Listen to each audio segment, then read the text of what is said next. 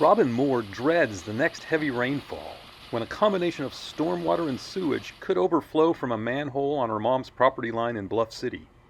Numerous times, most recently November 30th, such incidents have released the contaminated water across Mary Moore's backyard and into Boone Lake.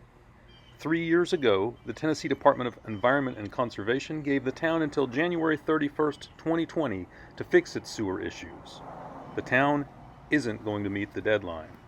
And we've made some corrections, and that's helped quite a bit. The Boone Lake Association's Val Cosmiter said the problem's gone on too long and is more than just an inconvenience to both residents and the environment. We've tested that water there where it runs into Boone Lake, and we've tested the soil there. It's not very healthy, to say the least. And it really is extraordinary that that situation has been allowed to fester for all these many years. A federal loan and increased customer rates have let Bluff City pour a couple $1 million into the attempted fix. But so far, engineering firm Mattern and Craig's work hasn't yielded a full solution.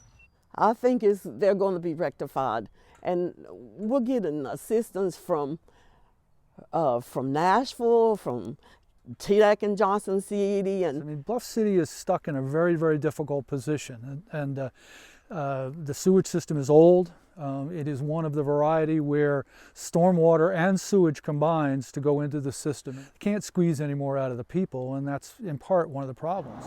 Close to Mary Moore's house, the Igloo pump station and nearby manhole cause the worst problems. And unfortunately, the specs for that pump don't appear to be large enough to handle the stormwater runoff and the sewage when we get a deluge type rain.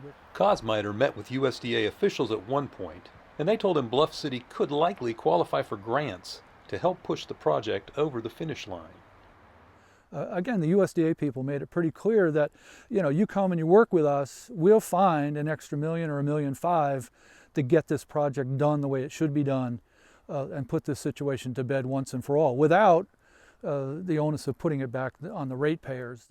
TDEC will have to decide whether to get tougher with Bluff City, which wants an extension on its TDEC order, but missed a January 1 deadline to formally request one. They know how hard we've been working to try to get it taken care of. TDEC, amongst other agencies, is supposed to be overseeing this.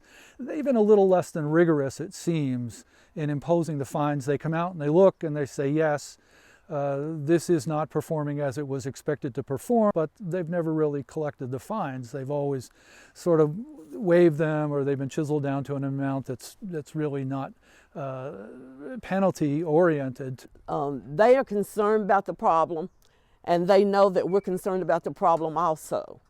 So we feel like that it can all get taken care of, but it's not going to happen overnight. I mean, I hate to say that, but it's not going to happen overnight.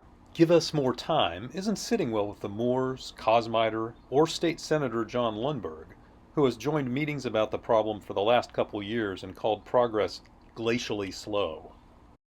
To our way of thinking, that's just completely unacceptable.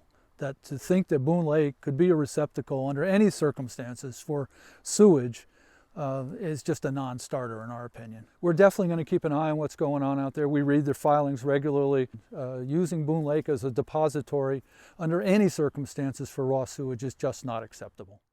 In Bluff City, Tennessee, Jeff Keeling, News Channel 11.